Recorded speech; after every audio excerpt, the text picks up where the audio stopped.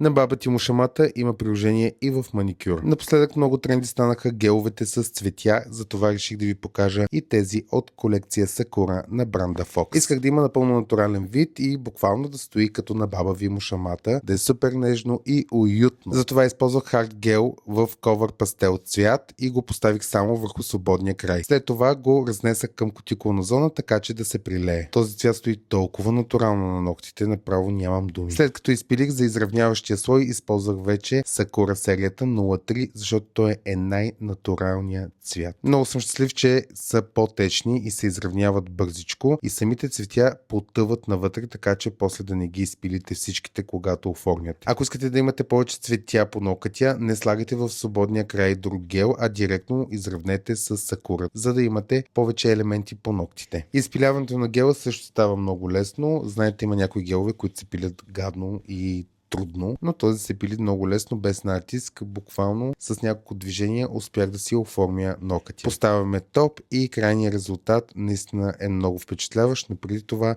поставям вече любимата ми пияна на Fox за снимки. Знаете, тази пияна не оставя лепка филм, попива много бързо и дава перфектен блясък. До 11 май може да се възползвате от цели 30% отстъпка на течните гелове на Fox, така че влизате на сайта beautybrand.bg, а за останалите продукти ви давам моя промокод CHRIS15.